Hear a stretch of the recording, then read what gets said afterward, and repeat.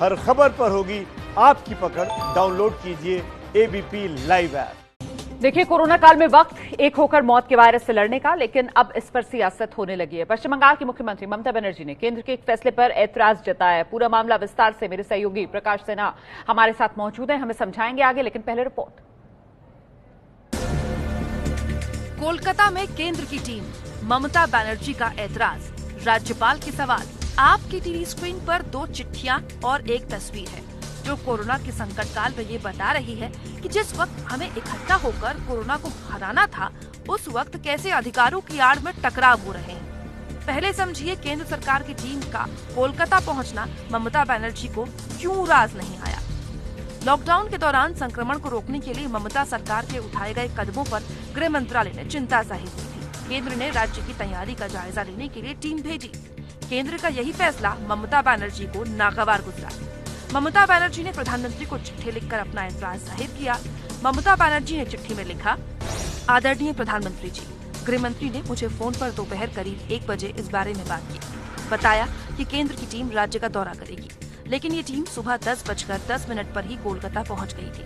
इतना ही नहीं, केंद्रीय टीम ने राज्य सरकार को पूरी तरह से अंधेरे में रखा और रसद सहायता के लिए बीएसएफ और एसएसबी जैसे केंद्रीय बलों से संपर्क किया। बिना पूर्व सूचना के ये तय प्रोटोकॉल के खिलाफ है। राज्य के इन जिलों को चुने जाने का आधार जानना चाहती हूँ।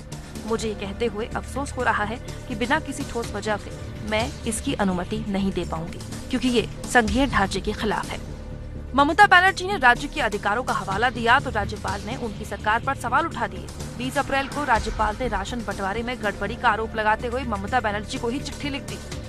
आदरणीय मुख्यमंत्री जी, आपने 22 मार्च की प्रेस कॉन्फ्रेंस में टेस्टिंग किट की कमी को लेकर सवाल उठाए।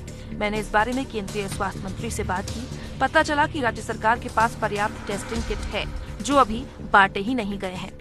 तो ममता बनर्जी जो डेटा भेज रही है, जो फायरवॉल्स ब्यूरोक्रेट्स के उन्होंने बनाया कि कौन किसका कोविड में डेथ हुआ वो ब्यूरोक्रेट्स बताएंगे, ये सारी बातें क्वेश्चन मार्क्स तो रेज करती है। गवर्नमेंट लोगों के हित में काम ना करे तो सेंट्रल गवर्नमेंट उस पर ध्यान दे, और बिल्कुल जो हो रहा है, अगर उनको छुपाने लायक कुछ चीज उनके पास नहीं है तो उनको बिल्कुल डरना भी नहीं चाहिए और ये राजनीतिक बयानबाजी भी नहीं करना चाहिए। लेकिन अपने आप से राज्य सरकार को बिल्कुल अंधेरे में रख के ये करेंगे तो ये संविधान की मूल भावना और संविधान के प्राविधानों के बिल्कुल पूरी तरह से विपरीत है। सरकार क्या बोलते हैं, उसका मीनिंग क्या है, राज्य सरकार कैसे समझते हैं, इसके बीच में कोई गैप रहेगा तो कोई अच्छा ढंग से मुकाबला नहीं होना चाहिए।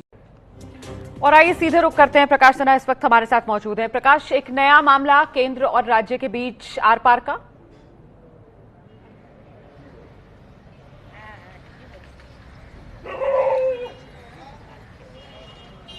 प्रकाश सिन्हा, मेरी आवाज मिल रही है आपको? हमको लगता है प्रकाश जी मिल रही है। अच्छा, मैं ये सवाल पूछ रही हूं कि सीधे सीधे तकरार का एक नया मुद्दा केंद्र और राज्य के बीच, कोरोना काल में भी सियासत जमकर।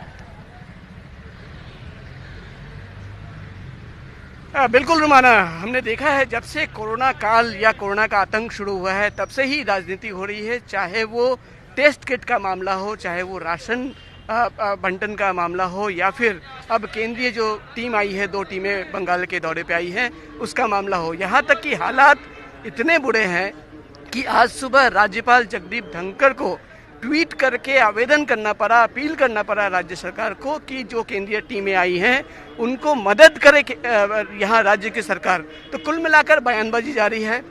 और आपने देखा कि कल कैसे ममता बनर्जी ने ट्वीट किया और प्रधानमंत्री को उन्होंने चिट्ठी भेजा और साफ तौर पे नियत पर सवाल उठाया है कि ये जो केंद्रीय टीम भेजी गई है इसके पीछे की नियत साफ नहीं है, उद्देश्य साफ नहीं है। तो कुल मिलाकर राजनीति जो है अपने चरम पे है।